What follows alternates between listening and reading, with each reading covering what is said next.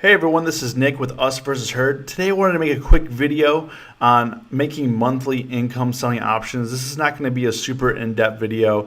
I'm going to have more content coming soon that you kind of break it up because there's a lot going on here. But a lot of people say, hey, options are risky. Options you can't make a lot of money on. I've heard a lot of different things from a lot of different people, and I just wanted to give you some examples on how to make consistent money in the market selling options, and how you can make decent income or a little extra side cash selling or low risk options, and on a smaller account. So for example, I'm using $2,000 for example. So you could do this literally on a $2,000 account. You could make $1,000 a month. Obviously that depends on your trades and what you're trading. Not everyone's going to make that much money, but in the examples that I'll show you will be about how to make $1,000 a month as a goal for what we would want to accomplish. And this doesn't have anything to do with selling options, but one of the things that I like to train my brain on, or you could train your brain on, is just trying to think about things differently. Train your brain on how to make small repetitive profits. Don't try to go, super crazy and make 1,000%, or buy some options and say, okay, I bought a bunch of calls for $10 each, and then hopefully to win the lottery in the next couple of days. I mean, it's not likely to happen, and I'll kind of show you why that won't happen in a little bit. The other thing that you'd want to do is train your brain to make profits early, and that goes for pretty much anything. Is if we're trying to make money and you're in the profit and you're unsure of where it's going to go, make sure you take your profits early. When we're selling credit, we usually have a maximum at 50%. I usually try to take it at 50%, but I'll take the money if I'm at a 30% profit or 40% profit. I have no problem doing that. Just don't get greedy with it, and you're just gonna have to train your brain not to get greedy. It's easy to say, hey, I want to make a little bit extra, or I want to make $100 more, or I want to make $50 more. There's always going to be another trade. I mean, a lot of people don't understand that. You're not locked into that trade. Yeah, you're locked into that trade, but there's always going to be another opportunity. There's always going to be another trade. So once you take that trade off, you take the profit. No one ever complains about making money. Everyone always complains about losing money. So when you lose money, you're giving back to the market. So you could also, another reason to take profits early is you could have a full-blown winner. Let's say you're at 50% profit. You're like, oh, I think this is going higher, or I can make it an extra 25% on it. And then let's say something happens, some news article comes out, let's say it's political or about war or whatever the case is, and it drops, and then you actually end up giving back to the market. So not only did you lose all your profit, but you ended up giving back. Whatever size of your position was on the account. So you could give back. So let's say you're up 200, and it dropped, and you actually had to give back $100. So in the end, you lost $300 of your account that you could have had that was safe and sound away. The other thing is with selling credit spreads, which I'll show you what those are. Selling credit spreads, you'll make consistent money, and also you'll be able to define the risk to limit your losses.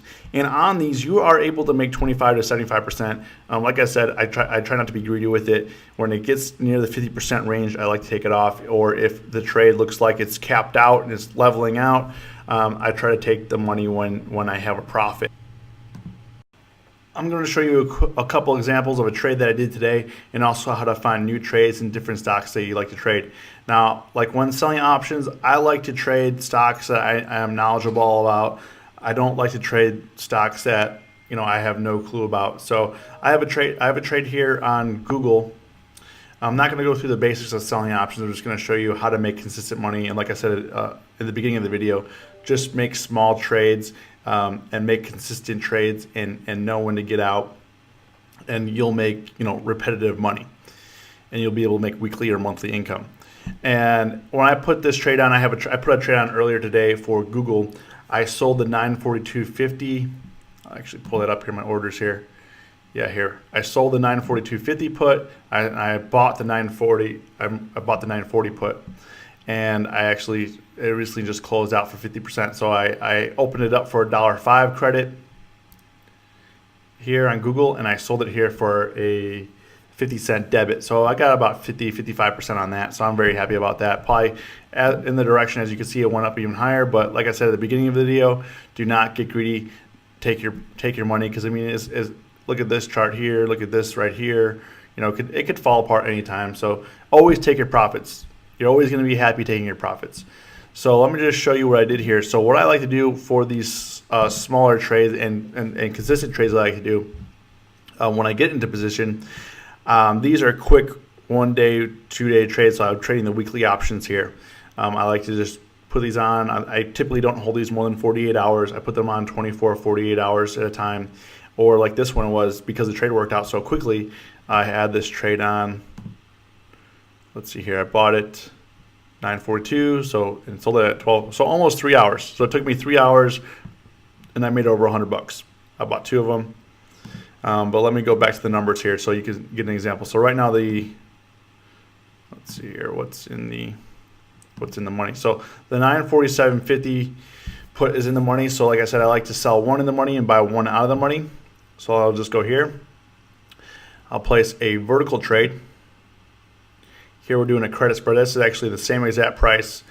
It's just higher up. This is the same exact price that I paid. And like I said, if I confirm this, I'll show you. So your max profit is $1.05. I'm selling 1 option here. The max loss is at 145. So I'm not going to lose too much if this trade doesn't work out. Yes, it expires tomorrow. Yes, some say this is a bit risky, but if you believe in the trade, you know, this is not very high risk, as I can show you already. When you purchase or you're trading these on the daily, you can actually get. I mean, obviously the goal here is theta decay, and as soon as this option comes out of the money and goes up a little bit higher, that's how I made $100 in, you know, the 3 hours with pretty much minimal work. But as you can see, let's say I were to pick further out. This is not a great stock for an example because the IV is not very high. But let's say if you go further out, let's say for next week, and you buy something that's out of the money, you know, you're 60 cents and you're risking 190. So, you know, the risk reward there is not really there for me. I mean, you could do this, but you're most likely going to be paying. And then if you open up the spread up a little bit, let's say you did a $5 spread because you get more. I try not to get under $1 credit for anything when I'm making a trade. But if you look here, yeah. So now you're to make $100, you're risking 4. You know, for a trade like this, the risk reward is not very good because this could. It's Google. It's known to be volatile, especially right now. There's a lot of political things going on. I wouldn't risk this into the weekend. Today's Thursday, tomorrow's expiration Friday. So, you know, I was just playing the Friday expiration, and it worked out. Yes, if you're under 25K, you're going to burn day trade, but I made some quick money. Now, like I said at the beginning of the video, the goal would be to make $1,000 a month. So my goal, I mean, a lot of people they try to put on a lot of different trades, and some work out, some don't. Some you make money on, some you lose money on. What I want to do is make $250 a week. My only goal right now, with a small account, make $250 a week, which would equal $1,000 a month. Yeah, current stock market conditions kind of dictate that, but you know, because you're selling and you're getting out, you know when to get out, you know when to get in. You know, you play the chart. Like I said, you bought the dip and it went up. It could have just kept going down and you could have gotten in trouble, but you could have closed the trade and lost a little bit of money. Probably if you close the trade down here, you'd probably lose $50, $60, which you could easily make back on the next trade. Some other examples on how to find high IV stocks to trade. I'll find one right now. I actually set up a scanner here. As you can see, I have one here where the minimum of a stock price is $15. Volumes got to be over 1 million, and then the IV percentile here you can adjust. So I actually, let's say I only want to see what the stocks are that are 70 and to 100% IV. So let's see what this brings up here. Okay, implied volatility. Let's bring the big boys to the top here. Okay. So let's look at some names that we know we like to trade here.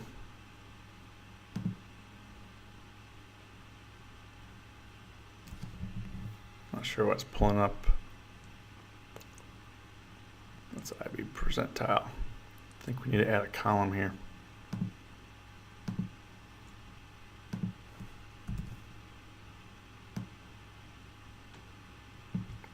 Yeah, we gotta add this. Okay, so I added the IB percentile here. Implied volatility is a little bit different, but we added the IB percentile here, which we're searching for here. And now let's separate these. We'll bring it over here. This column over here. And let's get rid of that implied so you don't get confused here.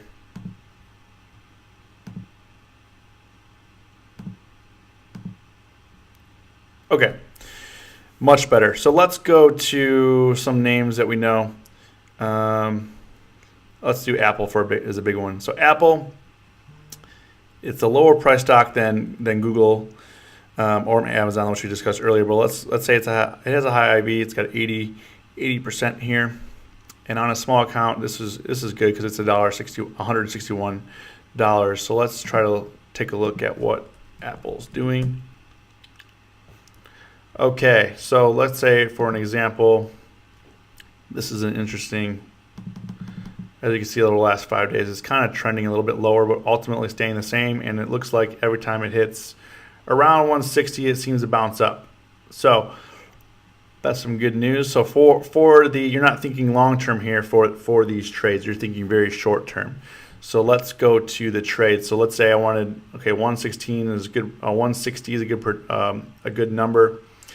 Because every time it hits 160, 50 to be exact. It's been bouncing the last couple of days, and there's on the 12th, September 12th, they have the Apple event that they're going to announce the new iPhones. So that's probably why IB is high. It's also breaking new all-time highs. It's down $3 from a few days ago. But let's go into looking at what we could. If we were to put a trade on right now, what we would do, or maybe we'll even put a trade on. We'll see. And tomorrow, like I said, is Expiration Friday. Let's see if we can get a quick trade here. So we're, right now it's down almost 0.5% today. It's bouncing. I mean, these are dirt cheap. We're probably not going to put a trade on today on this. But let's say we're going to put one in the money, one out of the money. I mean, we could do next week if we want to. Let me just give you a quick example.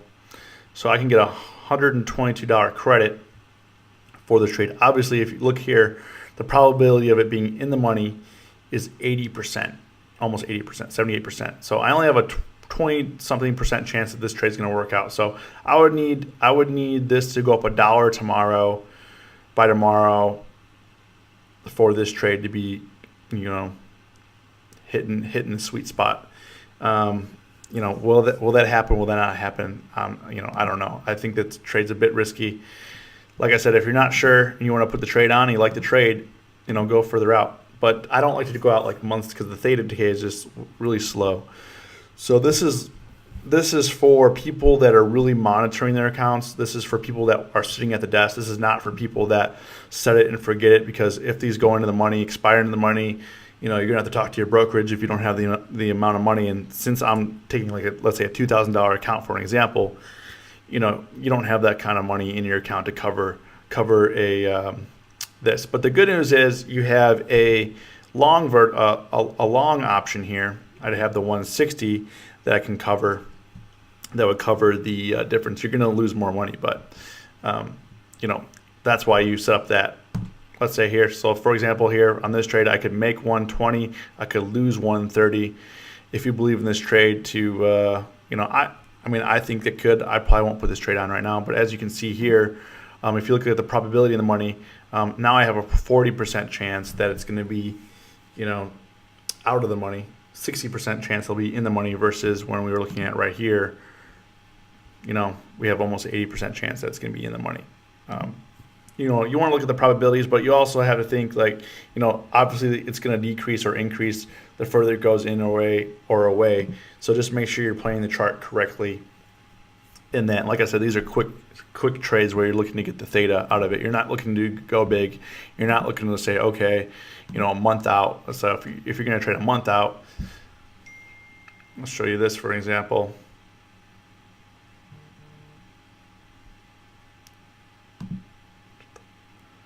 you're going to get a lot more credit, but you're not necessarily, this trade may not work out for you or may work out. And you're risking some more money. But it's also going to take you 45 days, or depending on how the stock moves. If the stock stays the same or around the same price, it's going to take you 40 days to get, $200 with, in my case, or this example, it's not really worth it. This is more of a strategy for people that have full-time jobs. They're not able to be at the computer. The strategy that I'm talking about right now is mostly for people that want to monitor on the go their positions and actively day trade, or have it for 24 hours or 48 hours at the most. And that's just what I like to do when I'm trying to make, let's say, quick money, or trying to make money on a small amount of money.